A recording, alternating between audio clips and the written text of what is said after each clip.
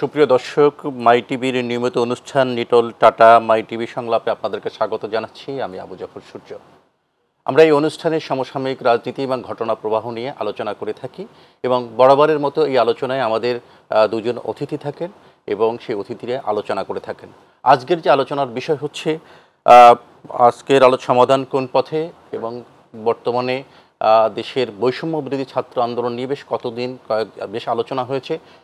ঘটনা ঘটেছে, কয়েকজন ছাত্র নানা পক্ষের ছাত্রের বাহিরেও জীবন ঝরে গেছে।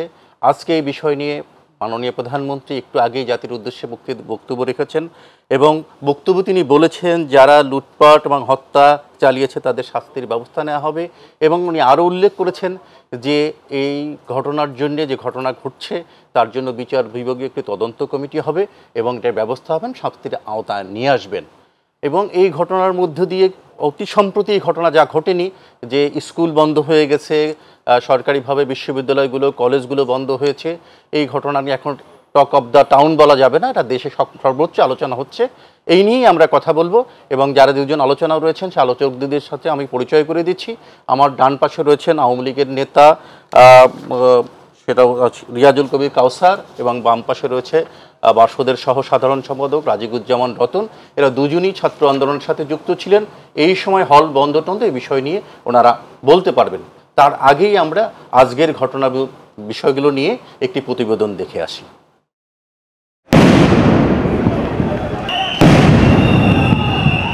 বৈষম্য নিরসনে শুরু হওয়া কোটা আন্দোলন ক্রমান্বয়ে অহিংস থেকে সহিংস হয়ে উঠছে। আজ সকালে সব বিশ্ববিদ্যালয় বন্ধ ঘোষণা এবং সন্ধ্যা ৬টার মধ্যে হল ছাড়ার ঘোষণা আসার পর থেকে এই আন্দোলন যেন আরো তীব্র থেকে তীব্রতর হয়ে উঠেছে। আমাদের নিরাপত্তা দেওয়ার জন্য আমরা নিজেরাই যথেষ্ট। পুরো এই পুলিশ তখন গুলি করছে একটা সাধারণ শিক্ষার্থীকে। আমাদের সন্তানপুর আমাদের পুলিশ আমাদের বাইকটাকে গুলি করলো, সেই পুলিশকে আমরা চাই। সকাল থেকে প্রশাসন সরব থাকলেও বেলা বাড়ার সাথে সাথে আন্দোলনকারীরা মিছিল নিয়ে রাজু ভাস্কর্যের সামনে আসতে থাকে। পুলিশ বাধা দিলে ধাওয়া পাল্টা ধাওয়া এবং সাউন্ড গ্রেনেড নিক্ষেপ করা হয়। পরে ছত্রভঙ্গ হয় আন্দোলনকারীরা।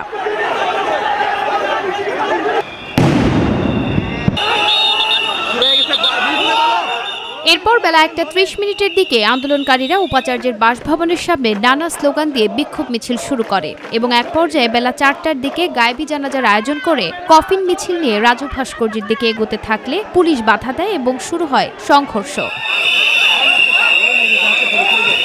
পুলিশ বাধা দিলে শিক্ষার্থীরা কফিনে আগুন ধরিয়ে দেয় এবং পুলিশকে লক্ষ্য করে ককটেল সহ ইটপাটকেল নিক্ষেপ শুরু করে।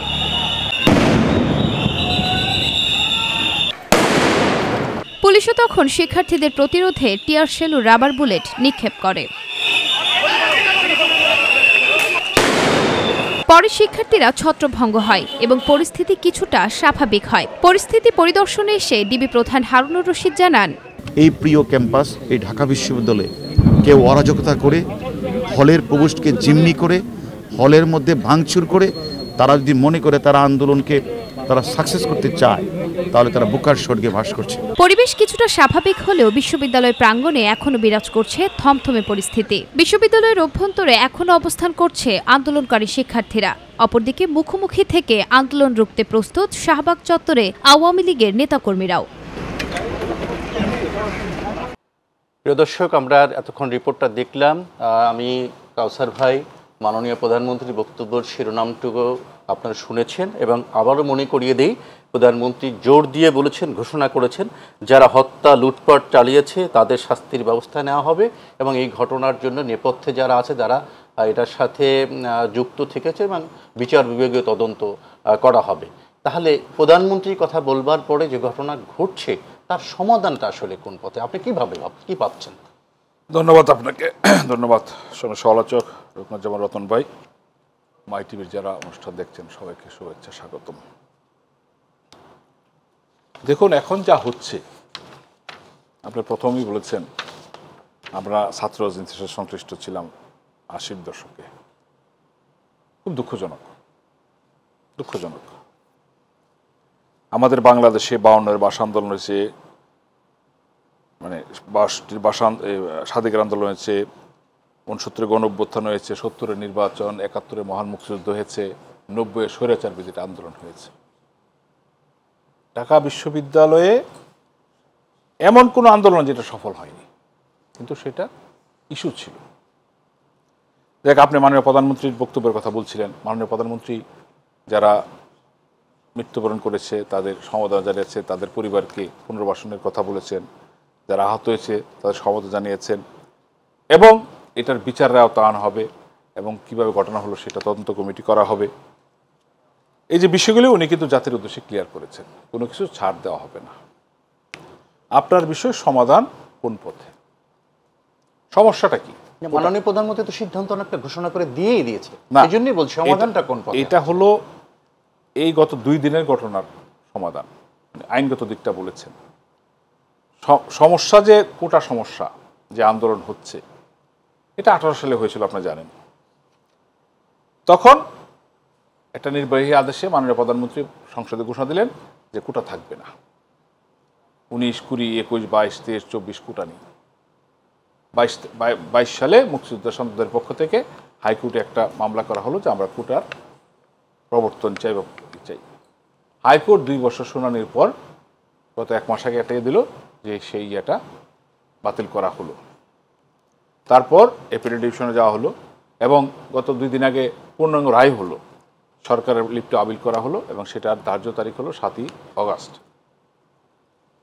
সরকারের পক্ষ থেকে, আমাদের দলের পক্ষ থেকে বারবার বলা হয়েছে যে বিচারাধীন কোনো বিষয় এবং যেটা সর্বোচ্চ আদালতে বিচারাধীন, সেটার ব্যাপারে সরকারের পক্ষে সিদ্ধান্ত নেওয়া কঠিন। সরকারের প্রত্যেকটা অ্যাপিল ছিল যে সরকারও সর্বোচ্চ আদালতে বক্তব্য পেশ করবে এবং সর্বোচ্চ আদালত মাননীয় প্রধান বিচারপতি কিন্তু বারবার বলেছেন যে আমি সরকারের কথা শুনবো, বা যারা আন্দোলন করছে তাদের পক্ষে কারো বক্তব্য তাহলে সেটা আমি শুনবো। লক্ষ্য করে দেখেছেন, প্রথম দিন রায়ের সংক্ষিপ্ত, একদিন পরে পূর্ণাঙ্গ রায় হওয়ার পর এটা কিন্তু খুব পজিটিভ যে সরকার যে কোনোতে রায় কোটা সংশোধন করতে পারবে, নির্ধারণ করতে পারবে, এটা বলা আছে, পরিবর্তন করতে পারবে, এটা বলা আছে। আসলে কোটার থাকবে কি থাকবে না এটা কোর্টের রায়, কিন্তু থাকলে কত পার্সেন্ট থাকবে কি থাকবে এটা কিন্তু নির্বাহী বিভাগ ঠিক করবে কোন গ্রাউন্ডে।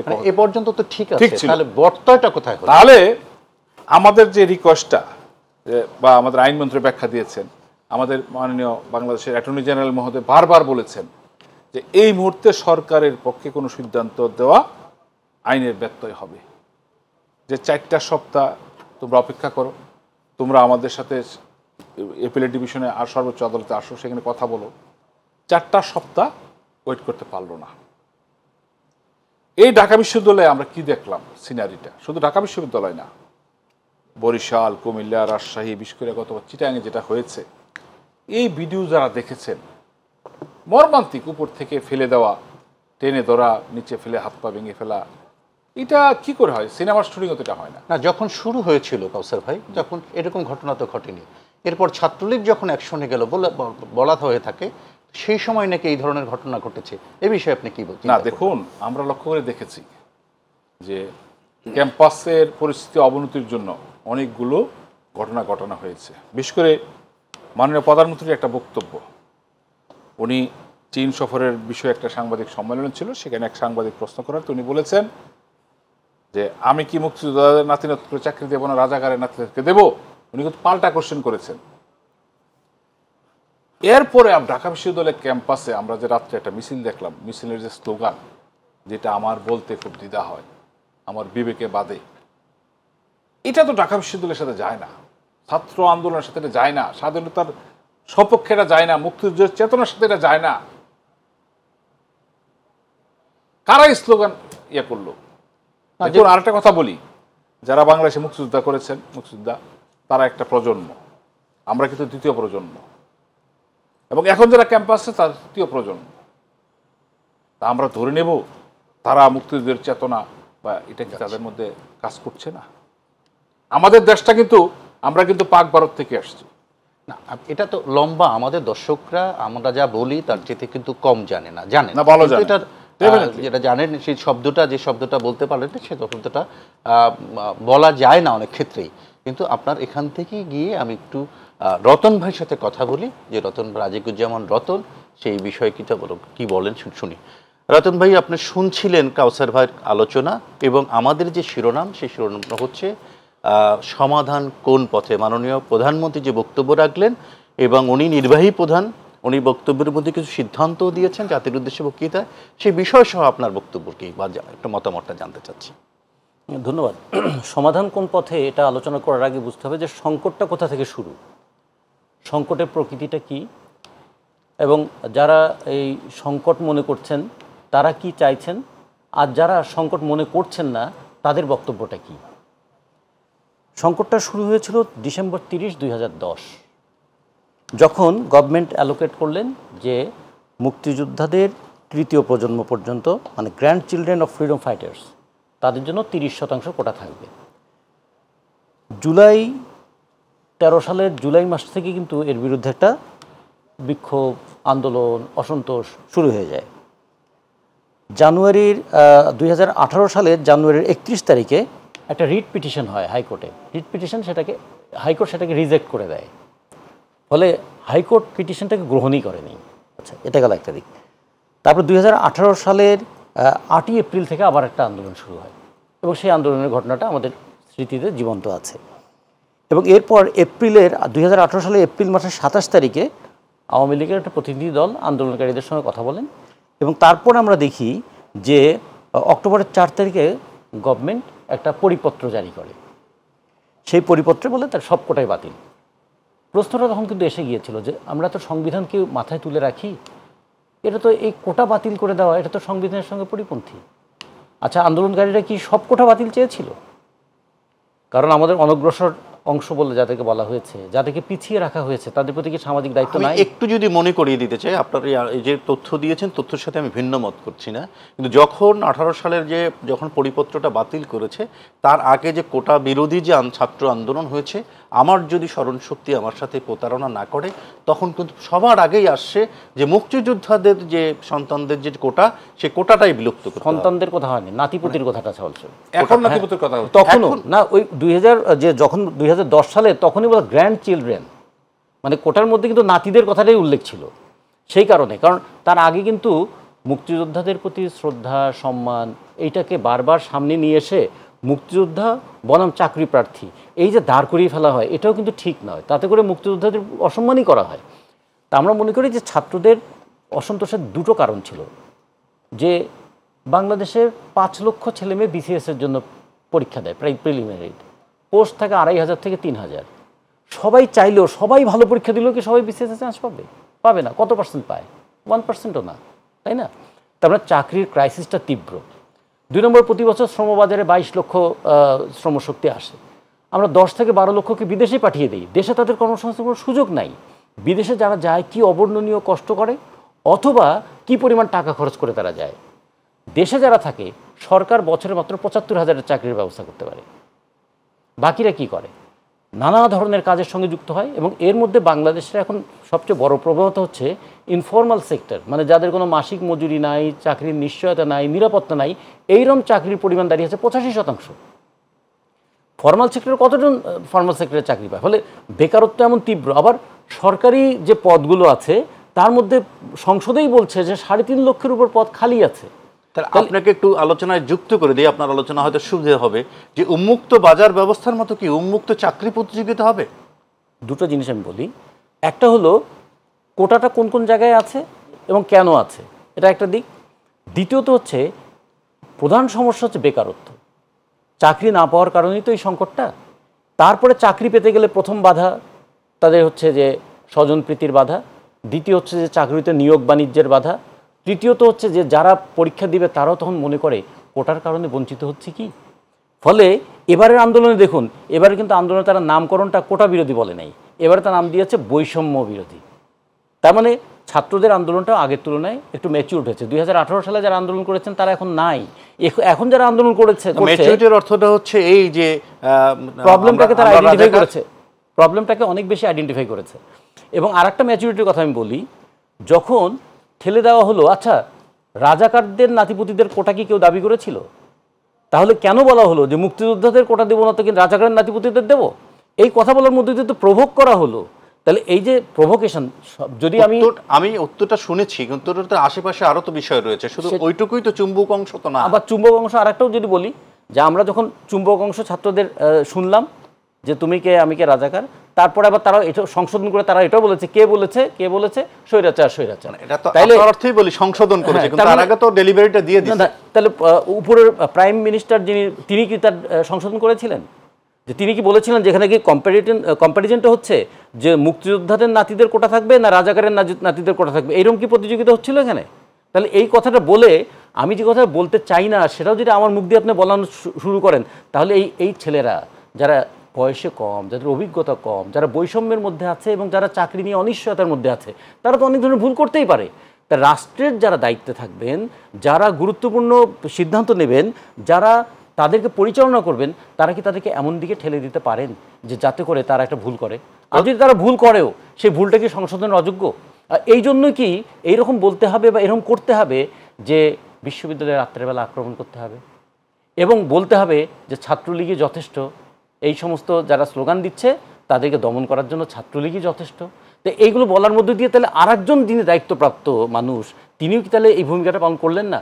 ফলে ছাত্রদের আমরা মনে করি যে মুক্তিযুদ্ধকে কেন্দ্র করে আমাদের যে আবেগ আছে, রাজাকারদের প্রতি যে ঘৃণাটা আছে, আপনার কথা আবারও শুনতে আমাদেরকে একটি নিটোল টাটা বিরতি নিতে হবে। বিরতির পরে এসে আমরা কাউসার বাড়ি থেকে পরে আপনার কাছ থেকে যেখান থেকে শুরু করে শেষ করতে চাচ্ছিলেন সেখান থেকেই শুনবো।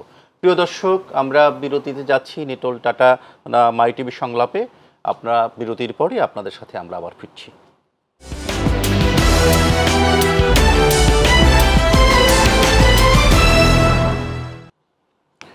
সুপ্রিয় দর্শক, আপনাদেরকে আবারও স্বাগত জানাচ্ছি নিটোল টাটা মাই টিভি সংলাপে।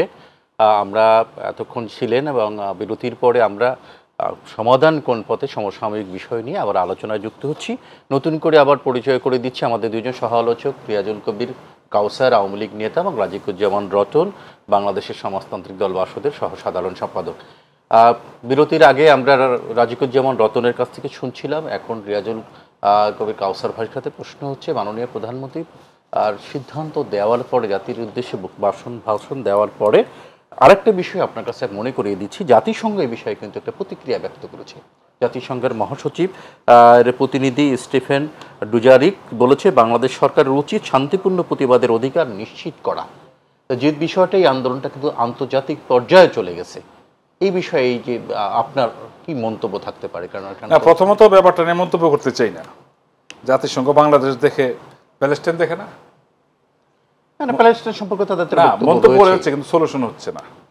দেখেন মার্কিন যুক্তরাষ্ট্র, আপনারা কি ইসরায়েলের মতোই আচরণ? না, আমি সেটা বলতে চাচ্ছি না। আমি এটা বলতে চাচ্ছিলাম যে মার্কিন স্টেট ডিপার্টমেন্টের যে ব্রিফিং হয় সেখানে আমরা দেখলাম 2 দিন আগে বলেছে 2 জন মারা গেছে। বাংলাদেশে তো মারা গিয়েছিল, মারা যায়নি। তার মানে কি আগম তথ্য ওনারা কোথায় পান? যাই হোক, আমাদের দেশের সমস্যা আমরাই মিটাতে হবে, এটাই বাস্তবতা, এবং আমরা সেটা মিটাতে চাই। দেখুন, আপনি বলেছিলেন যে সমস্যা কোন পথে, সমাধান কোন পথে। আমি বলবো সমস্যাটা কি। দেখেন, ঢাকা বিশ্ববিদ্যালয়ের সাবেক ছাত্র হিসাবে বা ছাত্রনেতা হিসাবে ছাত্রদের যে কোনো আন্দোলনকে স্বাগত জানাই, কিন্তু এটাও দেখতে হবে যে আন্দোলনের ইস্যুটা কি, বিষয়বস্তুটা কি। আমি যদি বলি যে নিঃসন্দেহে এখন যে তারুণ্য ঢাকা বিশ্ববিদ্যালয় একসময় আমাদেরও ছিল, সেটা প্রায় 40 বছর আগে। এখন যদি বলি যে তাদের যে ইস্যুটা কি তার আছে, এই যে মাননীয় প্রধানমন্ত্রী আহ্বান জানালেন এবং এটা আগেও জানিয়েছিলেন যে আমি সর্বোচ্চ আদালতের সিদ্ধান্তের পর একটা সিদ্ধান্ত দেব। আমাদের দল থেকে বলা হয়েছে, আইনমন্ত্রী বলেছেন, তারা কি এটা গ্রাহ্য করেছেন? তার আগে কি একটু আলোচনা করা যেত না? দেখুন, আলোচনা করা যেত, কিন্তু আপনি তো আলোচনা একটা সিদ্ধান্ত চাইতেন, সেটা দিলে কিন্তু কন্টেন্ট অফ কোর্ট হয়ে যায় না।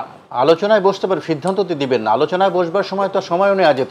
আপনাদের এখানে কিন্তু সময় নেওয়া হয়েছে, 4 সপ্তাহ সময় চাওয়া হয়েছে, কিন্তু কালকে দেখেন ঢাকা বিশ্ববিদ্যালয়ের প্রক্টর, অ্যাসিস্ট্যান্ট প্রক্টর 6 জনকে তাদের গায়ে হাত তোলা হলো।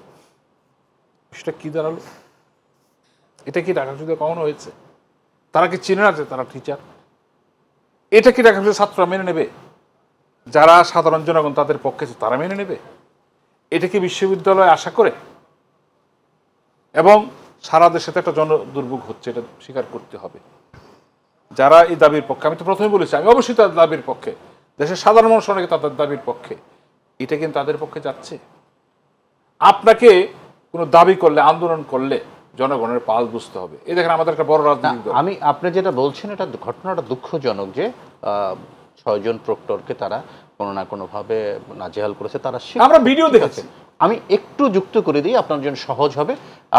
আপনারাও এরশাদের সামরিক শাসন বিরোধী আন্দোলন করেছেন, কিন্তু এই শিক্ষার্থীদের মধ্যে যে ক্ষোভ, যে তাদেরকে যতক্ষণ হামলা করা হলো, ছাত্রীদেরকে পেটানো হলো, গণমাধ্যমেই আসছে, আপনার যখন ভিডিওর কথা বলছেন, সেই ক্ষোভটা নিরসন করবার জন্য তারা কি কখনো এগিয়ে আসছে?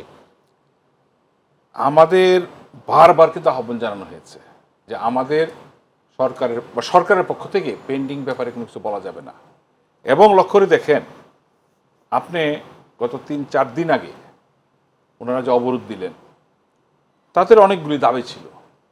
সেখানে কিন্তু রাষ্ট্র সংস্কারের প্লে কার্ডও ছিল। একসময় এটা আমরা আগে অনেকের মিছিলে দেখেছি। তাহলে কি দাঁড়াবে? এখানে কি একটি গণতান্ত্রিক সমাজে কি এই ধরনের দাবি করা যায় না? অবশ্যই যায়। আমাদের দুর্ভাগ্য কি, যেমন কালকে চট্টগ্রামে ছাত্রলীগের ছেলেদেরকে 4-5 তলা বিল্ডিং থেকে ফেলে দেওয়া হয়েছে, টেনে তাদেরকে হত্যা করা হয়েছে। কারা? ছাত্র শিবির। ছাত্র শিবির কি এই আন্দোলনের পার্ট? তারা কি প্রকাশ্যে এসেছে? না। মানে ছাত্রলীগের মধ্যে একটা অংশ তো এই কোটা মানুষের যে বৈষম্য বিরোধী ছাত্র আন্দোলনের সাথে যুক্ত রয়েছে। নিশ্চয়ই আপনি আমি বলবো কি জানেন, আমি ছাত্রলীগ ছাত্র দল বলবো না, তাহলে শিবিরের কথা আমি বলবো সাধারণ ছাত্র আন্দোলনটা করছে। কিন্তু কালকে দৃশ্যমান যারা এই ঘটনা ঘটিয়েছে তারা তো, এবং আমরা দেখেছি যারা আগে চট্টগ্রামে যারা ছাত্র শিবিরের নেতা ছিল তারা এখন কোটা আন্দোলনে নেতৃত্ব দিচ্ছেন। দেখেন আমি কি করেছি, রতন ভাই আমাকে 40 বছর আগে চিনে না, আমাকে বলতে পারো আমি কি করেছি? আমি কি কথা বললে চেঞ্জ হয়ে যাব? সবাই সবাইকে চেনে। এখন এই যে এদের মধ্যে যারা ঢুকেছে, গ্রামের একটা কথা আছে, গড় আগুন লাগলে অনেকের আলো পোড়া দেয়, অনেকেই আলো পোড়া দিচ্ছে। আন্দোলনটাকে কি আপনি যৌক্তিক আন্দোলন মনে করেন? দাবিটাকে, দুঃখিত, না দাবিটাও আমি যৌক্তিক মনে করি, আলোচনা সাপেক্ষে, আফটার দ্য কোর্ট ডিসিশন, কোর্টের রায়ের পরে। না, আপনাকে আজকে ঢাকা বিশ্ববিদ্যালয় সিন্ডিকেট যখন সিদ্ধান্ত নিয়েছে, এবং এটা তো যারা শিক্ষক এবং সিন্ডিকেট সদস্য যারা আছে তারা তো সরকার দলীয়, কিন্তু সেখানে তো তারা এই আহ্বানও জানিয়েছে তার প্রেস বিজ্ঞপ্তিতে যে কোটা যে আন্দোলনটা, এই আন্দোলনটা মানে এই সংস্কারটা যথাযথভাবে যেন সরকার বিবেচনা করে। তাহলে এই আলোচনাটা তারাও যদি সিদ্ধান্ত নেয় এখানে, তাহলে এখন সরকার কি কোনো কারণে একটু আগে আলোচনা করা যেত না? এখানে রতন ভাই আছে, আমরা এই 83-84-তে মানে বৎসরে 3-4 বার হল ছেড়েছি। আমরা কিন্তু হল ছাড়ার নির্দেশের হল থাকতে পারিনি। এখন কিন্তু বিশ্ববিদ্যালয় সমাজ সিদ্ধান্ত নিয়েছে হল ভ্যাকেন্ট করার। আমরা দেখেছি এটার ভিতরে ওনারা কথা বলছে, কারণ এই পরিস্থিতি কি কন্টিনিউ হোক বিশ্ববিদ্যালয় কর্তৃপক্ষ চান। আবার দেখেন বিশ্ববিদ্যালয়ের শিক্ষকরা কিন্তু একটা আন্দোলনে আছেন 1 জুলাই থেকে। এটা তো আমাদের দলের পক্ষে বসা হয়েছে, বলা হয়েছে, তারপর কিন্তু তারা কন্টিনিউ করছে। আচ্ছা, এই শব্দটা কেন বললেন? দলের পক্ষে বসা হবে কেন? বসবে সরকারের কাছে, দলের কাছে তো কোনো চাওয়া নাই। দেখুন আমাদের দলের সাধারণ সম্পাদক তো সরকারের লোক, তাহলে আওয়ামী লীগ অফিস তাদেরকে বসতে বললেন কেন? না, আমি তো সেই জন্যই বললাম এটা, আমি তো বলি না যে মিনিস্ট্রিতে বসেছে, তাই না? ওনারা তো দলের নেতার সাথে বসতে চেয়েছেন। আমি তো বলছি সরকার দল এটা বুঝতে হবে, দলের সাথে বসছেন ওনারা, দলের কাছে এটা বলতেই পারেন, সেটা বলেছেন। কিন্তু সেখানে কিন্তু আন্দোলন নেতৃত্ব দিয়েছেন আমাদের সাধারণ সম্পাদক এবং সড়ক সেতু পরিমন্ত্রী, তাই না? এই যে বিষয়টা প্রথমে যেটা বলা হয়েছে যে আমাদের কালকে সকালে বসা বলা যাবে, কিন্তু কোনো সিদ্ধান্ত মানে অ্যাশনের করা ঠিক হবে না, তাহলে কন্টেম্পট কোর্ট হতে পারে।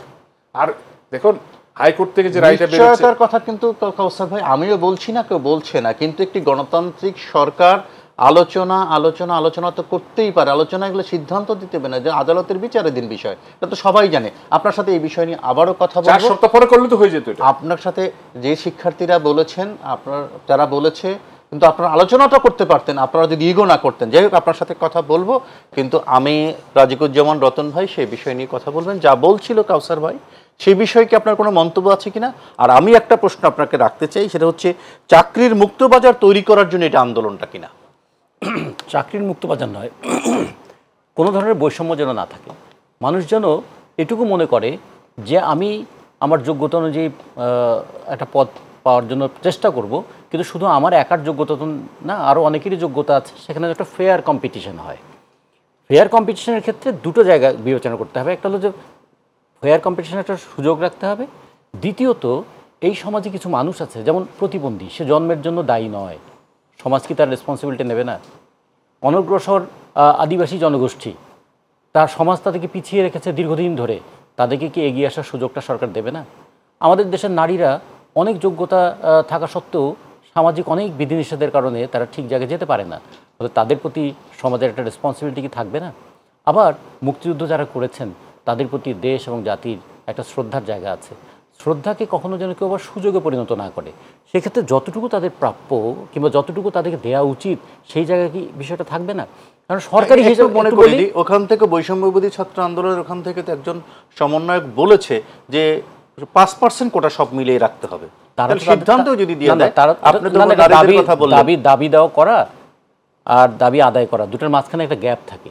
আমরা যখন বলি আমাদের বেতন, শ্রমিকদের বেতন 24,000 টাকা করতে হবে, তাহলে কি বলবো এটা সিদ্ধান্ত দিয়ে দিচ্ছি? এটা তো আমাদের দাবি করেছি। তারাও দাবি করতে পারে, কিন্তু খেয়াল করে দেখুন এখানে সরকারি হিসাবেও বলছে যে গত কয়েক বছরের বিষয়টা পর্যালোচনা করে দেখা গেছে যে মুক্তিযোদ্ধা কোটায় কখনোই 8% বেশি আসলে পদে তারা নিয়োগ পায়নি। তাহলে যদি প্রশ্ন তোলে যে আপনাদের হিসাবেই বলছে গত কয়েক বছর ধরে 8% বেশি যাচ্ছে না, এবং এটা যত বেশি সময় যাবে তত তো এটা আরো কমতে থাকবে, তাহলে কেন 30% শূন্য রাখা হয় না? না, তাহলে যদি শূন্য রাখা নাই হয় তাহলে কেন এই কোটাটা? এতে কি মুক্তিযোদ্ধাদের সম্মানটা বাড়ে? তাহলে বলতে হতো যে একসময় আমরা 30%-এর কথা বলেছিলাম, পরিবর্তিত পরিস্থিতিতে আমরা দেখলাম এটার পরিমাণটা এইরকম, ফলে সেক্ষেত্রে একটা সংশোধন তারা দিতে পারতেন। আর একটা জিনিস খেয়াল করে দেখুন, কিন্তু হাইকোর্ট ডিভিশনের রায়টা নিশ্চয়ই ছাত্ররা তো পড়েছে, যারা আন্দোলন করছে তারা তো অন্তত উচ্চ মাধ্যমিক পাশ করা, সেখানে তো বলেই দিয়েছে জাজমেন্টে যে সরকার এর হেরফের করতে পারবে, কিন্তু কোটা নানা খাত, সকল খাতগুলো থাকতে হবে। দুটো জিনিস বলি, ছাত্ররা উচ্চ মাধ্যমিক পাশ, কিন্তু আমাদের যারা জাতীয় নেতা আছেন তারা উচ্চতর দায়িত্বের মানুষ না? উচ্চতর দায়িত্বের মানুষগুলো কীরকম পরিচয় দিয়েছেন তাদের? ফলে ছাত্রদেরকে তো অনেক সময় বলবো যে তাদের যৌবনের এবং তারুণ্যের শক্তিটা অনেক সময় ক্ষুব্ধতার শক্তিতে রূপান্তরিত হয়ে গেল। এবং যে ক্ষেত্রে দেখুন, যদি বলে যে আমি বিরক্ত হয়ে কোটা বাতিল করে দিয়েছিলাম, তাহলে তো এই প্রশ্ন আসে যে এইরকম জায়গা থেকে, এরকম পদে থেকে কি বিরক্ত হয়ে কোনো সিদ্ধান্ত দেওয়া যায়? এটাগুলো একটা দিক। দ্বিতীয়ত, যে এই সমস্ত আন্দোলন দমন করার জন্য আমার ছাত্রলীগই যথেষ্ট, এগুলো কি তখন তারা বলতে পারে তাহলে ছাত্রলীগকে আমাদের প্রতিপক্ষ বানিয়ে দেওয়া হলো? 3 নম্বর, সাউন্ড গ্রেনেড যখন আজকে নিক্ষেপ করা হলো, তাহলে মানে বললো সাউন্ড অফ প্রোটেস্ট, এটাকে কি দমিয়ে দেওয়ার জন্য সাউন্ড গ্রেনেড নিক্ষেপ করা হলো? তাহলে এই সমস্ত বিষয়গুলো ছাত্রদের মধ্যে কি প্রতিক্রিয়া তৈরি করেন? আজকে কিন্তু আমরা টক শোতে এমন ঠান্ডা পরিবেশে আলোচনা করছি, ওরা কিন্তু ওখানে যারা বিক্ষুব্ধ কিংবা যাদের উপর আক্রমণ হচ্ছে তাদের কিন্তু ওই চিন্তা করার সময়টা নাই। একদিন আমরাও যখন মানে আন্দোলন করেছি তখনও কিন্তু যখন আমাদের কেউ একজন গুলিবিদ্ধ হয়েছে তখন স্লোগান উঠতো কি, যে রক্ত রক্ত রক্ত চাই, অমুকের রক্ত চাই। এগুলো কি কোনো গণতান্ত্রিক স্লোগান ছিল? ছিল না। কিন্তু সেই সময় বিক্ষুব্ধ তারুণ্যের এগুলো একটা প্রতিবাদের ভাষা ছিল। আপনাকে সেই স্লোগানের সাথে আমার মহান মুক্তিযুদ্ধের যে আকাঙ্ক্ষা, যে চেতনার সাথে দুই একটা শব্দ রয়েছে বা দুই একটা ব্যক্তির নামও রয়েছে যেটা বাংলাদেশের মানুষ খুব ঘৃণা ভরে দেখে। তো আমার কথাটা আপনার কাছে আর একটা প্রশ্ন জানবার আগ্রহ রয়েছে, সেটা হচ্ছে একজন শিক্ষার্থীর সর্বোচ্চ আন্দোলন হচ্ছে কি একটি চাকরি পাওয়া নাকি উন্নত মানুষ হওয়া? উন্নত মানুষ হওয়ার জন্য। আচ্ছা, তাহলে বিশ্ববিদ্যালয়ের শিক্ষকরা যখন আন্দোলন করছে তখন কি আমরা বলবো বিশ্ববিদ্যালয়ের শিক্ষকদের কি পেনশনের টাকা পাওয়া নাকি উন্নত মানুষ হওয়া? মানে আমরা যদি মনে করি এর সঙ্গে একটা মর্যাদার প্রশ্ন যুক্ত হয়ে আছে। এটা কিন্তু শুধু টাকা নয়, এটা শুধু চাকরি নয়, যে হাজার হাজার ছাত্র রাস্তায় নেমেছে। এখন আপনি একটা রিক্সা চালককে জিজ্ঞেস করুন, সে জীবনের চাপে শিক্ষা প্রতিষ্ঠানে যেতে পারে নাই, কিন্তু সেও মনে করে যে এই কোটা টোটা বোধহয় থাকা ঠিক নয়। আপনি মানে উন্মুক্তভাবে যাচাই করতে পারেন। একটা পান দোকানদারের কাছে যান, একটা সাধারণ মানুষের কাছে যান, যার সন্তান কি বিশ্ববিদ্যালয়ে পড়বে না, কিন্তু তারাও এই আন্দোলনকে মানসিকভাবে সমর্থন করছেন। কেন করছেন? তার মানে যখন কোনো আন্দোলন হয় তখন কিন্তু আমরা কথাটা আসে, আমি আসে না। আমরা মানে হচ্ছে সম্মিলিত স্বার্থ। যখন বলা হয় যে গত বছর যারা গত 2018 সালে যারা কোটা আন্দোলন করেছে কয়জন বিসিএসে উত্তীর্ণ হয়েছে, তা এখন যদি কেউ প্রশ্ন করে যাদেরকে ভাড়া করে নিয়ে এসেছিলেন বিশ্ববিদ্যালয়ে হামলা করার জন্য তারা কতজন চাকরিতে যাবে, তারা কতজন মুক্তিযোদ্ধার সন্তান, তারা কয়জন মুক্তিযোদ্ধার কোটা পাবে, তারা তো আবার হামলা করতে এসছে। তাহলে খেয়াল করে দেখুন, আর একটা বিষয় খেয়াল করে দেখুন, আমরা খুব দুঃখ পাই ছাত্রদের উপর হামলায়, সেটা যে পক্ষই করুক, কিন্তু আজকে যে বিষয়গুলো উল্লেখ করা হলো, চট্টগ্রামের বিষয়টা উল্লেখ করা হলো খুব দুঃখজনক, ছাদ থেকে ফেলে দেওয়া, আজকে শিক্ষকদের উপর হাত তোলা, এটাও খুবই দুঃখজনক এবং লজ্জার ব্যাপার, এটার জন্য ছাত্রদের ক্ষমা চাওয়া উচিত। কিন্তু রাত্রেবেলা জাহাঙ্গীরনগর বিশ্ববিদ্যালয়ে ভাইস চ্যান্সেলরের বাসার সামনে হামলা করে মেয়েদেরকে মেরে রক্তাক্ত করে দেওয়া, এটার কথা তো একবারও বললাম না আমরা। ঢাকা বিশ্ববিদ্যালয়ে রাত্রেবেলা বাইরে থেকে লোক নিয়ে এসে হামলা করা, এটার কথা তো আমরা একবারও বললাম না। কিংবা ঝিনাইদহে এইরকম হামলা করে পিটিয়ে প্রধানমন্ত্রী কিন্তু একটা ঘটনা বলেছেন, মাননীয় প্রধানমন্ত্রীর কথা বলছি না, কিন্তু বিচার বিভাগীয় তদন্ত করা হবে। কোনটা তিনি যেগুলো উল্লেখ করেছেন এবং যেগুলো উল্লেখ করেন নাই, রিয়াজ কাউসার ভাইও যেগুলো উল্লেখ করেছেন, যেগুলো উল্লেখ করেননি। উল্লেখ করেছি যেগুলোর সঙ্গে ছাত্রলীগ ভিকটিম হয়েছে, যেগুলোতে ছাত্রলীগ আক্রান্ত হয়েছে, কিন্তু ছাত্রলীগ যেখানে আক্রমণকারী, তাদের দ্বারা যারা আক্রান্ত হয়েছে তারা কি বিচার পেতে পারে না? যে ছেলেটা বুকটা আনটান করে বলল গুলি করো, গুলি করে দিল পুলিশ একটা নিরস্ত্র মানুষের বুকের মধ্যে, একটা নিরস্ত্র ছাত্রের বুকের উপরে, এবং তার হাতে কি ছিল? 2 হাত, একটা লাঠি, এবং অনেক দূরে বাকি ছেলেরা। তাহলে এইরকম পরিস্থিতি যখন হয় তখন এটা ছাত্রদের মধ্যে কি হয়? এখন ভাবুন, একটা অভিভাবক, এখন আমাদের বয়স যা হয়েছে, আমরা যদি চিন্তা করি আমাদের মেয়েরা, আমাদের ছেলেরা তারা মার খাচ্ছে, অভিভাবকদের মনের মধ্যে কি প্রতিক্রিয়া হয়? এটা হলো সিম্প্যাথি বা এমপ্যাথি থেকে। কিন্তু যে ওই রাস্তায় আছে সে কিন্তু সিম্প্যাথি এমপ্যাথির প্রশ্ন, তার মধ্যে বিক্ষোভ, তার মধ্যে ক্ষোভ তৈরি হয়।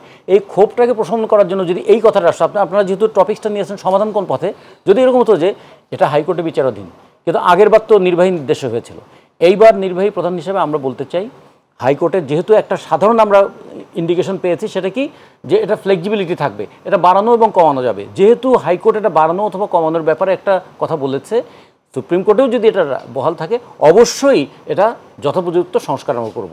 খেয়াল করে দেখুন, মুক্তিযোদ্ধা কমান্ড কাউন্সিল তারা স্টেটমেন্ট কী করলো? তারা স্টেটমেন্ট করলো যে এই কোটাটাকে যৌক্তিকভাবে সংস্কার করা উচিত।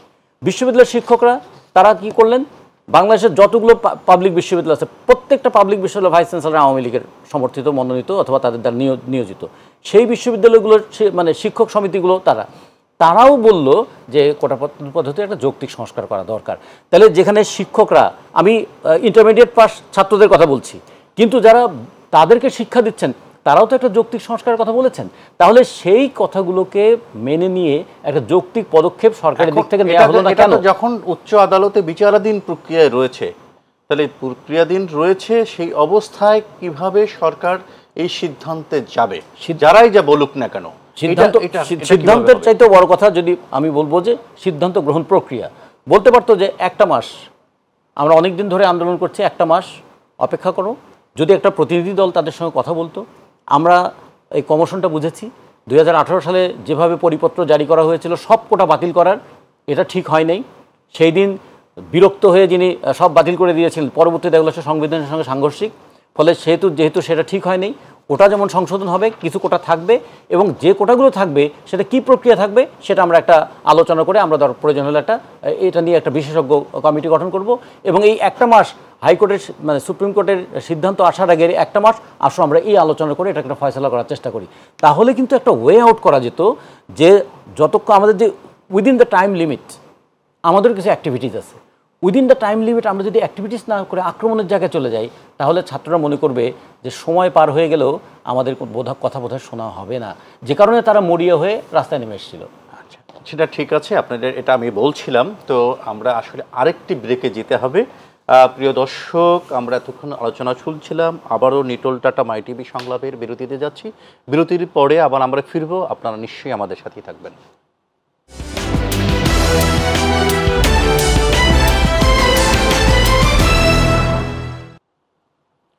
প্রিয় দর্শক, আপনারা আবারও স্বাগত জানাচ্ছি নিটোল টাটা মাই টিভি সংলাপে। আপনারা আমাদের আলোচনা শুনছিলেন, আমার সাথে দুজন আলোচক রয়েছেন, রিয়াজুল কবির কাউসার, আওয়ামী লীগের কেন্দ্রীয় নেতা এবং বাংলাদেশের সমাজতান্ত্রিক দল বাসদের কেন্দ্রীয় সহ সাধারণ সম্পাদক রাজিকুজ্জামান রতন। আমরা বিরতির আগে রাজিকুজ্জামান রতন ভাইয়ের সাথে কথা বলছিলাম। সে যে কথাগুলো বলেছে, আলোচনার কথা বলেছিল, ছাত্রদের শিক্ষার্থীদের সাথে আলোচনা করার বিষয় ছিল, কিন্তু মাননীয় প্রধানমন্ত্রী আজকে যে কথা বলেছেন, জাতির উদ্দেশ্যে ভাষণ দেওয়ার মধ্য দিয়ে সে আলোচনার জায়গাটায় সে ওরকম থাকেনি এবং বিচার বিভাগীয় একটি কমিশন বা তদন্ত করবার জন্য কথা বলেছেন। কিন্তু আজকে গণমাধ্যমে আমি একটু আগে দেখলাম যে ছাত্ররা একটি সর্বাত্মক শাটডাউনের আহ্বান জানিয়েছেন। রিয়াজুল কবির কাউসার, জি আপনি একটু যদি বলেন। আমরা প্রথমে আলোচনা করতেছিলাম যে আমরা যে ছাত্র রাজনীতি নিয়ে গর্ব করি এবং ছাত্র রাজনীতি কখনো ব্যর্থ হয় না। এবারের যেটা শুরু হয়েছে এটা কিন্তু কোনো দলের আন্দোলন না, কোনো ছাত্র সংগঠনের আন্দোলন না। যেহেতু প্রথম থেকে বলা হয়েছে যে একটু ওয়েট, কিন্তু এই ধরনের কর্মসূচিতে আমরা দেখছি যে জনদুর্ভোগটা বেড়ে যাচ্ছে। তা আমরাও বলবো যাতে জনদুর্ভোগ না হয় এটা মাথায় রাখা দরকার। কারণ আমরাও চাই, আমরা তো ব্যক্তিগতভাবে বলেছি যে আমরাও তো এদের দাবির পক্ষে, হয়তো সংখ্যাটা নির্ধারণ হবে, কিন্তু আন্দোলন দেখেন, যেমন আমি আগে বলেছি আমরা দীর্ঘদিন ক্যাম্পাসে এরশাদ বিরোধী আন্দোলনে ছিলাম। প্রতিদিনই আমাদেরকে মিছিল মিটিং করতে হয়েছে, হরতাল করতে হয়েছে দীর্ঘদিন, এবং আন্দোলনের সফলতা কিন্তু আমাদের সময় লেগেছে। এখন যেটা আপনি বললেন আন্দোলনের কথা, আসলে দেখেন একটা আন্দোলন ধীরে ধীরে পূর্ণতা পায়। আপনি যদি এমন কোনো কর্মসূচি দেন যেটা লাস্ট কর্মসূচি, তাহলে মনে হয় এটা আবার একটা হুজুগের মতো হয়ে যাবে এবং এতে কোনো সুফল পাওয়া যাবে না। প্রথমত মাননীয় প্রধানমন্ত্রী স্পষ্ট বলেছেন যে হাইকোর্টের সর্বোচ্চ আদালতের রায় হয়তোবা অনেকে, সেটা তো কাউসার ভাই সেটা তো আগে থেকেই যে আজকে তো রিপিট করেছে না, এই কর্মসূচির আগে থেকেও তো মাননীয় প্রধানমন্ত্রী বলেছেন বা অন্যান্য অংশ থেকে বলা হয়েছে, এই জন্য তো কর্মসূচি থামেনি। তো আজকে মাননীয় প্রধানমন্ত্রী জাতির উদ্দেশ্যে ভাষণ দেওয়ার পরও সেটা তো থামার কথা না, কিন্তু যে কর্মসূচিটা দিল এইটা কিভাবে আপনারা মোকাবেলা করবেন? কারণ ছাত্রলীগ তো মোকাবেলা করতে আওয়ামী লীগ বলেছে না, এটা কিন্তু ইতিমধ্যে আমাদের দলের পক্ষ থেকে বলা হয়েছে। আমরা আগেও বলেছি আমরা কোনো দলের বা কোনো গোষ্ঠী কোনো আন্দোলন আমরা রাজনীতিভাবে মোকাবেলা করব। আমরা চাইব না ঢাকা রাজধানী ঢাকাতে বা বাংলাদেশের কোথাও জনদুর্ভোগ বাবুক, জনজনের সম্পত্তি নষ্ট হোক। এটা তো আমরা দেখছি কদিন যাবৎ হাইওয়ে ট্রেন একটা দুর্ভোগ হচ্ছে, 4-5-6 ঘন্টা লেট হয়ে যাচ্ছে ট্রেনগুলো, এই যে বিষয়গুলো। আর এখন তো আমাদের কিছু কিছু জেলায় বন্যার বিষয়টা আছে, বৃষ্টি হচ্ছে, আষাঢ় মাস শ্রাবণ মাসে পা দিয়েছে এবং বন্যার একটা পূর্বাভাসও কিন্তু আছে, এটাও কিন্তু অনেক জায়গায় হচ্ছে। তো এই জায়গায় যদি এই ধরনের হয়, আপনি যেটা বলতে চাচ্ছেন, আওয়ামী লীগ অনেক কিছু মোকাবেলা করে এই জায়গায় এসছে, আজকের এই জায়গায় এসছে, অবশ্যই আমরা মোকাবেলা করব। তারপরও বলবো না, এটা তো আপনারা বলছেন যে আদর্শিক লড়াই হয়ে যাচ্ছে। হ্যাঁ, ছাত্রদের ছাত্র আন্দোলনের যে আন্দোলনটা বৈষম্য বিরোধী আন্দোলনে কি আপনাদের তারা বৈষম্য রুখবার জন্য কি আপনাদের আদর্শিক লড়াই? না দেখুন, এখানে তো আমি তো প্রথম বলেছি আন্দোলনটা কোনো সংগঠন কোনো দলের মানে ছাত্র সংগঠনের না, সবার। এখানে অনেক মত দ্বিমত অনেক কিছু আছে, কিন্তু তারা তো কংক্রিট কিছু এখনো বলতে পারে নাই এবং তারা কিন্তু খুব ফ্লেক্সচুট করতেছে, এক এক সময় একভাবে কথা বলছেন। একটা পয়েন্টে থাকতো, দেখেন এটা কিন্তু জাতীয় কোনো আন্দোলন না, সরকারের বিরুদ্ধে আন্দোলন না, কিন্তু তাদের স্পিডটা তো আপনারা বোঝেন যে ফ্লেক্স, আপনি বললেন যে সরে যাচ্ছে না, কিন্তু তাদের স্পিডটা তো আপনারা বুঝতে পারছেন। এই বয়সে আমি বলছি তৃতীয় প্রজন্মের, আমাদের বয়সে তো 20-21 ছিল ক্যাম্পাসে, ওই স্পিরিট তো ওদেরও আছে, কিন্তু দেখতে হবে এটা সঠিক পথে যাচ্ছে কিনা, সঠিক দিকে যাচ্ছে কিনা, তাদের দাবিদার পক্ষে আদায়ের পক্ষে যাচ্ছে কিনা, না এটা নষ্ট হয়ে যাচ্ছে।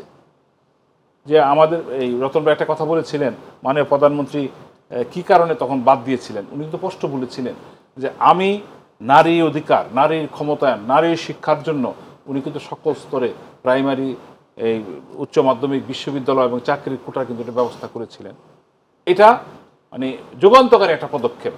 এবং যখন 18 সালে কোটা বন্ধ হয়ে গেল, দেখেছেন তো উনি তো বলছেন আবার যে কথাও তো গণমাধ্যমে আসছে যে বিরক্ত হয়ে, কিন্তু শপথ নিয়ে কি রাগ অনুরাগ বিরাগের বশবর্তী কোনো সিদ্ধান্ত নেওয়া যায় কি? দেখুন, এটা আপনি এইভাবে, উনি কিন্তু বক্তৃতায় বলেছেন যে তাদের জন্য আমি এত কিছু করি, তারা এখন আমার বিরুদ্ধে আন্দোলন করছেন, ঠিক আছে কোটা রইল না, তো এইভাবে বলেছিলেন, থাক কোটা রইল না। তো এখন তো মুক্তিযোদ্ধা সন্তানরা কোর্টে গেছে, কোর্টের সিদ্ধান্ত, এটা তো সরকারের কোনো সিদ্ধান্ত না, নির্বাহী কোনো সিদ্ধান্ত না, কোর্ট একটা সিদ্ধান্ত দিয়েছে। এই প্রসেসটা আমাদের দেখতে হবে, এটা ওনারা এই প্রজন্ম উনি তো রাগ অনুরাগের বিষয় তো সিদ্ধান্ত পরিপত্রটা বাতিল করছেন, উনি একটা বিবেচনায় নিয়েছেন। এটাকে আপনি রাগ অনুরাগ বলতে পারবেন না। পার্লামেন্টে উনি তো আজকে যে কথাটা হচ্ছে রাজা মানে যে টার্মটা উনি কি করেছিলেন, আমি কাদেরকে দেবো, এদেরকে দেবো না এদেরকে দেবো, এটা উনি কোশ্চেন করেছিলেন। আচ্ছা, কি ইস্যু বাড়ানোর আবারও ফিরবো। আমি একটু রাজিকুজ্জামান রতন ভাইয়ের কাছে একটু যেতে চাই, যদি রতন ভাই আমাকে একটু শোনেন। তাহলে হচ্ছে যে অসম প্রতিযোগিতা রাজ্যে আপনার আমার সন্তানকে আমি কি রাখবো কিনা, ধরেন আমি একটু ব্যাখ্যা করেই বলতে চাই। আমার 5টি সন্তান, 2জন মেধাবী, খুব 2জন অল্প মেধাবী, আর 1জন বোকাশোকা। তো এই 5 জনকেই তো একটা কর্মক্ষেত্রে আমাকে নিতে হবে। তাই যদি এই প্রতিযোগিতায় থাকে তাহলে আমার বাকি 3টি সন্তানের কি হবে? এই জন্য তো একটা কথা আছে, ইকুয়ালিটি অ্যান্ড ইকুইটি। যদি অসম হয় তাহলে সেখানে ইকুয়ালিটির জায়গাটা কাজ করে না, তখন ইকুইটি লাগে। যেমন ধরুন একজন শারীরিকভাবে সুস্থ সবল, আরেকজন শারীরিকভাবে সুস্থ সবল নয়, 2 জনকে ইকুয়াল করা যাবে না। তখন ইকুইটি করতে হবে, যে সুস্থ সবল নয় তাকে বিশেষ পরিচর্যা করতে হবে। সেখান থেকে তো কোটার কথাটা এসেছিল। 1 2 নম্বর হলো যে রাষ্ট্রের কি দায়িত্ব কর্মসংস্থানের ক্ষেত্রে, রাষ্ট্র সেই দায়িত্বটা পালন করছে কিনা। 3 নম্বর হচ্ছে দায়িত্ব পালন করতে গিয়ে তো সবার জন্য আলাদা আলাদা কোটা দিয়েছে। হ্যাঁ, কিন্তু এই কোটাটা আবার বাতিল করলেন কেন? আমরা কোটার বিষয়টা যেটা বলছে ছাত্ররা, যে কোটাটা কি যৌক্তিক হয়েছে, এটাকে যৌক্তিক করেন। যদি যৌক্তিক না হয় তাহলে সেটাকে যৌক্তিক করেন, কিন্তু বাতিল তো করার কথা তারা মানতে পারেনি, এবং কোর্টও সেটা বলেনি, কারণ সংবিধানের সঙ্গে সেটা অসঙ্গতিপূর্ণ। আমি অন্য একটা বিষয় বলি, যে ধরেন একটা আন্দোলন হচ্ছে, সেই আন্দোলনের বিরোধিতা করতে পারবে ছাত্রলীগ, তা সেই আন্দোলনকে কি সমর্থন করতে পারবে না অন্য ছাত্র সংগঠন? তাহলে ছাত্রলীগ রাজনৈতিকভাবে বিরোধিতা করতে পারবে, কিন্তু অন্য কেউ সমর্থন করলে ষড়যন্ত্র খুঁজতে হবে। তো এটাও কিন্তু ঠিক, এখানে কিন্তু বৈষম্য হয়ে যাচ্ছে একটা, বুঝছেন? আমি যা করবো আমারটাই ঠিক, আপনি কিছু করতে পারবেন না। আরেকটা বিষয় দেখুন, যে কাদের মোল্লার ব্যাপারে একটা রায় দিয়েছিল না কোর্ট, তার বিরুদ্ধে আন্দোলন হয়েছে না? ফলে কোর্টের রায়ের বিরুদ্ধে কি কথা বলা যায় না? কোর্টের রায় কি প্রতিবাদযোগ্য হতে পারে না? হয়েছিল তো। এবং সেই সময় তো এই সরকারও তো দাবি করেন যে কাদের মোল্লার রায়ের বিরুদ্ধে যে মানে গণজাগরণ হয়েছিল, সরকারেরও সেখানে সমর্থন ছিল। তার মানে সেই ক্ষেত্রে সরকারের এবং তার সংগঠনের সহযোগিতা ছিল। তাহলে কোর্টের রায়ের বিরুদ্ধে কথা বলা যায় না। এই আন্দোলনটাকে যুদ্ধাপরাধীর বিচারের আন্দোলনের সাথে যে জাগরণ তৈরি হয়েছিল তার সাথে তুলনা করছি না। আমি বলছি ইনস্ট্যান্সগুলো কি, কোর্টের রায়। যদি কোর্টের রায়টাকে বলি, কোর্ট কি তাহলে কখনো অন্যায্য রায় দিতে পারে? না, আমি বলছি কোর্ট কি কখনো অন্যায্য রায় দিতে পারে? আমরা ধরি যে কোর্ট কখনো অন্যায্য রায় দিতে পারে না, কিন্তু মানুষ তো এটাকে কখনো অন্যায্য মনে করতে পারে। তা মানুষ যদি অন্যায্য মনে করে তাহলে কি করে? তাহলে কোর্টের একটা প্রক্রিয়া আছে, সে আপিল করতে পারে। আরটি করতে মানুষের জনমনে একটা অসন্তোষ তৈরি, রাষ্ট্র তো সেই কাজটাই করছে, আপিল তো রাষ্ট্রের পক্ষ থেকে। তাহলে প্রশাসনিকভাবে যেহেতু 2018 সালে প্রশাসনিকভাবে একটা পরিপত্র জারি করা হয়েছিল এবং এই পরিপত্রটা ত্রুটিপূর্ণ ছিল, এইবার সেখান থেকে তো সরকার আর একটু ম্যাচিউরড হয়ে বলতে পারতো যে পরিপত্র এবার আমরা জারি করব না, কিন্তু কোর্টের রায়ের সময়টাতে আমরা একটু আলোচনা করে জেনে নিতে চাই কতটুকু হলে এটা যৌক্তিকীকরণ হয়। সেই পদক্ষেপটা কি সরকার নিতে পারতো না? তাহলে সরকার তো পদক্ষেপের চাইতে আক্রমণাত্মক হয়ে গেলেন। তারপরে কি দাঁড়ালেন, যে আমরা যে কোনো আন্দোলনকে বেসিক প্রশ্ন ছিল আপনার কাছে, সেটা হচ্ছে অসম প্রতিযোগিতা রাজ্যে আপনার সন্তানরে কেমন করে রাখবেন, সেই প্রশ্নটা কেমন করে জানেন। আপনি একটা জঙ্গল রাজ্যের কথা বলি, মানে একটা ইংরেজিতে সব কথা আছে, সার্ভাইভাল অফ দ্য ফিটেস্ট, মানে যোগ্যদের টিকে থাকা, এটা জঙ্গল তত্ত্বের মতো করে। এটা কি এরকম কিছু হচ্ছে? নো, এই কারণে তো হিউম্যান সোসাইটি যখন যে মানে বলবো যে ডারউইনের এই তত্ত্বের একটা অংশ তো এইটা, তিনি বলেছেন যে ন্যাচারাল সিলেকশন কীভাবে হয়, struggle for existence and survival of the fittest. এখান থেকে তাহলে স্ট্রাগল, জঙ্গলে বাঘ থাকবে, সিংহ থাকবে, হরিণ থাকবে, এর কি মানুষ কি জানোয়ারের মধ্যে শেষ করতে দেন? সেই সময় অ্যালডাস হাক্সলিরা কি বলেছিলেন, এটা হচ্ছে প্রকৃতির নির্বাচন, কিন্তু মানুষ তো প্রকৃতির উপরে, প্রকৃতির নিয়ম জেনে তার উপর কাজ করে, যেখানে তো সাম্যের প্রশ্ন এসছে। মানে এই প্রকৃতিতে তো সাম্য নাই, প্রকৃতিতে কি আছে, নিয়ম আছে। মানুষ সেটা সাম্য তৈরি করেছে, কীরকম যে পানি উপর থেকে নিচের দিকে পড়ে, কিন্তু আমরা এখানে 6 তলায় বসে আবার পানি পাই, কারণ নিচ থেকে পাম্প করে আবার পানিকে উপরেও তোলা যায়। তার মানে মানুষ প্রকৃতির নিয়মটাকে জেনে, প্রকৃতির নিয়মটাকে মেনেও আবার তার প্রয়োজনে সহনীয় করে তুলতে পারে, উপযোগী করে তুলতে পারে। তাহলে এর জঙ্গলের তত্ত্ব তো সমাজে চলবে না, সমাজে এটাই চলবে যে তাহলে ওইটাই তো হচ্ছে যে প্রতিযোগিতায় টিকে পাঠাচ্ছেন সবখানে, একজনকে কম মেধাবী, একটা বেশি মেধাবী, তাহলে মেধাবীরাই তো সবচেয়ে যাবে তখন সমাজে। এইখানেও কিন্তু এই প্রশ্নটা আসছে, মেধাবী বলতে আমি কাকে বলবো? এখন যে সুযোগ পায় নাই সে মেধার পরিচয় দিবে কিভাবে? 2, যাকে আমি ডিজেবল বলছি তাকে এখন কিন্তু সাধারণভাবে সমাজবিজ্ঞানী বলছেন দ্য ডিফারেন্টলি অ্যাবল। যে মানুষটা চোখে কম দেখে, চোখে দেখে না, তার অন্যান্য ইন্দ্রিয়গুলো সেখানে পাওয়ারফুল। ফলে আমার চেষ্টা করতে হবে সমাজে সে ডিজেবল না, তার যে ডিফারেন্ট টাইপের অ্যাবিলিটি আছে সেটাকে যেন আমি কাজে লাগাতে পারি। এটা হলো সোশ্যাল রেসপন্সিবিলিটি। আর সেটাকে যদি আমি রেসপন্সিবিলিটি না নেই তাহলে বৈষম্যটা টিকে থাকলো। আর কোটা, যেটা হলো কোটা কিন্তু কয়টা পদ খেয়াল করে দেখুন, কতটা চাকরি এখানে আছে, কিন্তু মানুষ মনে করে সংখ্যাটা বড় কথা নয়, সিস্টেমটা বড় কথা। মানুষ বড় মনে করার ব্যাপারটা হচ্ছে রাষ্ট্র কি মনে করবে। রাষ্ট্র তো সকলকে এক চোখ দিয়ে দেখবে, তার যে অনগ্রসর আছে তার জন্য ভাবতে হবে, যে মাঝামাঝি মেধাবী তার জন্য ভাবতে হবে, যে বেশি মেধাবী তার জন্য ভাবতে হবে। এই কথাটাই আপনার মুখ থেকে এতক্ষণ শুনতে চেয়েছিলাম। রাষ্ট্র তো ভাবতে চাইবে যে প্রত্যেকের তার অ্যাবিলিটি অনুযায়ী তার প্রতি আমি যেমন দেবো, সহযোগিতা দেব, এবং কিন্তু রাষ্ট্র কারোর প্রতি কোনোরূপ বৈষম্য করিবে না। এই তো আমাদের সংবিধানের 27, 28, 29 এই সমস্ত কথাগুলো লেখা আছে। তাহলে সেদিন সেই পরিপত্র জারিটা কেন হয়েছিল? এই বিবেচনা সেদিন করা হয়নি কেন? এটা হলো এক।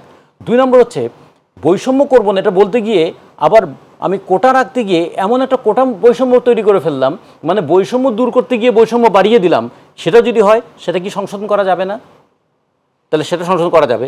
3 নম্বর হচ্ছে কোনো কিছু স্থির নয়, এটাকে একটা পরিবর্তনের মধ্যে থাকতে হবে। যেমন ধরুন একদিন যারা মুসলিম লীগ করেছে তার সন্তান মুক্তিযোদ্ধা হয়েছে, আবার অনেক মুক্তিযোদ্ধার সন্তানকেও আমরা দেখেছি যে তারা স্বাধীনতা বিরোধীদের সঙ্গে চলে গিয়েছে। ফলে কোনো কিছু স্ট্যাটিক নয়, সব কিছুকে দেখতে হবে পরিবর্তনের মধ্যে আছে। এই পরিবর্তনের কোনটা সমাজের জন্য উপযোগী, কোনটা সমাজের জন্য ক্ষতিকর, সেটা বিচার করার জন্য একটা যুক্তিতর্ক করার পরিবেশ রাখতে হবে না? আপনি যুক্তিতর্ক করার পরিবেশটা দেবেন না। যখন আদালতে বিচার্য এবং আদালতে বাংলাদেশের মহামান্য সুপ্রিম কোর্টের প্রধান বিচারপতি বলেছেন যে একটা সময় পর্যন্ত অপেক্ষা করতে, সেই পদ থেকে, কারণ সে কিন্তু ওই পদটা কিন্তু বিচারপতিই বলতে হবে। সে যখন বলবার পরে ছাত্রদের আন্দোলন বিচার বিভাগের বিরুদ্ধেও নয়, ছাত্রদের দাবিটা কিন্তু সরকারের কাছে আস্থা রাখা যায় না। বিচার বিভাগের কাছে তো ছাত্র দাবি করেনি, ফলে তার কাছে আস্থা রাখার প্রশ্নই আসে না। তারা দাবি করেছে সরকারের কাছে, উত্তরটা দিতে হবে সরকারের। আমি এটা বলতেছি যে আসতে সেটা না, যখন জাজমেন্ট দেওয়ার পর, এতদিন তো থেমেই ছিল, জাজমেন্ট দেওয়ার পরে তারা যখন আলোচনায় চলে আসছে, আমি অনেক কথাই আপনার সাথে বলতে পারতাম, কিন্তু সময়টা তো আমাদের বেঁধে দেওয়া। এই বেঁধে দেওয়ার সময়ের কারণে আপনার সাথে এই আলোচনাটা করতে পারলাম না। আরও একদিন যদি সুযোগ পাই কথা বলে নেব। আমরা একটু কাউসার ভাইয়ের কাছে কথা বলতে চাই। কাউসার ভাই, শুনছিলেন রাজিকুজ্জামান রতন যা বলছিলেন, এবং রাজিকুজ্জামান রতনকে আমি একটি কথা বলছিলাম যে রাষ্ট্রের চোখ সবারকে দেখতে হবে, কিন্তু গণতান্ত্রিক সরকারের দায়িত্ব হচ্ছে কিন্তু আলোচনা। সে আলোচনার ব্যর্থতা হলো কেন? এখানে 2টা বিষয়। সরকারকে আমি কিন্তু বলেছি যে সরকার কিন্তু কিছু কিছু জায়গায় দায়বদ্ধ, তাকে সংবিধান মেনে চলতে হয়, তাকে আইন মেনে চলতে হয়। এবং এখানে যে বলা হচ্ছে মানে এই আইনে কি আলোচনা করা যায় না? এটা তো সরকার ব্যাখ্যা দিয়েছে, আইনমন্ত্রী ব্যাখ্যা দিয়েছে। এখানে আরেকটা কথা আসছে যে সংবিধানে কার কি অধিকার দেওয়া হয়েছে, এই অধিকার কি সরকার পালন করছে না? এখন এই কোটার বিষয়টা এবং ছোট একটা বিষয়, দেখুন লক্ষ্য করে দেখুন, এই ছোট একটা বিষয় কিন্তু সারা দেশে সকল শিক্ষা প্রতিষ্ঠান বন্ধ করতে হয়েছে না, এবং মাননীয় প্রধানমন্ত্রীকে একটা মানে অনাকাঙ্ক্ষিতভাবে জাতির উদ্দেশ্যে কিন্তু ভাষণ দিতে হয়েছে। না, আমি ছোট এই সেন্সে বলি নাই। আমি বলেছি একটা বিসিএসে 1 বছরে হয়, কোনো বিসিএস 2 বছরে হয়, নিয়োগ পায় 2000 থেকে 2500। কিন্তু আমাদের চাকরি বাজার তো আর 2-2500 না, এটা তো ক্যাডার, নন ক্যাডারে 8-10,000 পাচ্ছে। বিভিন্ন সংস্থা এটা সেটায় চাকরি হচ্ছে, বেসরকারি চাকরি হচ্ছে। আমি এটা মিন করেছি এই ছোট দিয়ে যে এখানে সংখ্যাটা কম। হ্যাঁ, এখানে এটা কিন্তু রতন ভাই বলেছেন যে মুক্তিযোদ্ধা কিন্তু এক সময় পাওয়া যায় না, মানে সংখ্যা আসে না বলে, এবং সেটা কিন্তু মেধা তালিকা থেকে পূর্ণ করা। আমি আপনাকে শেষ বাক্যটা যদি জানতে চাই যে এই সংকটে বা সমাধান বা এই যে নৈরাজ্য চলছে, এর সমাধান কোন পথে হতে পারে? দেখুন, সরকারের সাথে সমস্যা থাকবে, চ্যালেঞ্জ থাকবে, এবং আমি মনে করি আজকের প্রধানমন্ত্রী জননেত্রী শেখ হাসিনা বঙ্গবন্ধু কন্যা খুব দ্রুত এই সমাধান করতে পারবেন, অতীত করেছেন। আজকে যে জাতির উদ্দেশ্যে যে ভাষণ দিয়েছেন, ভাষণের যে চুম্বক অংশ, আপনি কি মনে করেন ওই চুম্বক অংশ দিয়েই সমাধান সম্ভব? না, এটা রিফ্লেকশন আমরা তো পাবো, সেমন তো এটা দেখতে পাবো। রিফ্লেকশন তো উনি সর্বাত্মক ধর্মঘট দেখেছেন, কিন্তু প্রধানমন্ত্রী হিসেবে 4টা পয়েন্ট উল্লেখ করেছেন। না ঠিক আছে, সর্বাত্মক ধর্মঘট দেখেছে, সমাধান তো হচ্ছে না ওইখানে। আমি শেষ একটি কথা নিতে চাই, আমাদের সময় খুবই শেষ। রাজিকুজ্জামান রতন ভাই, কোন পথে সমাধান হতে পারে যদি 30 সেকেন্ডে বলেন। এখনো সময় আছে আন্দোলনরত ছাত্রছাত্রীদের সঙ্গে একটা কমিশন তৈরি করে তাদের সঙ্গে আলোচনা করা, তাদের ক্ষোভের বিষয়গুলো আমরা জেনেছি। প্রধানমন্ত্রী ঘোষণা দিয়েছেন কমিশন গঠন করা হবে, জি, সেটা বিচার বিভাগীয় ঘটনার জন্য আমি বলছি যে তাদের দাবির ব্যাপারটা আমরা জানি, দাবিটা পূরণ করার ক্ষেত্রে তাদের প্রস্তাব এবং সরকার কি করতে চায় এটা পরিষ্কার করে একটা আলোচনা করা দরকার। ধন্যবাদ প্রিয় দর্শক, আমরা এতক্ষণ আলোচনা শুনছিলাম নিটোল টাটা মাইটিভি সংলাপে। আপনারা শুনছিলেন দুজনের আলোচনার কথা। আমি সারাংশ টানতে চাই না, শুধু এটুকু বলতে চাই যে আমার সোনার বাংলা, আমি তোমায় ভালোবাসি, এটা যেন সকল রাজনীতির শক্তি এবং ছাত্রদেরও মনের মধ্যে আস্তত থাকে। সবাইকে ধন্যবাদ, ভালো থাকবেন।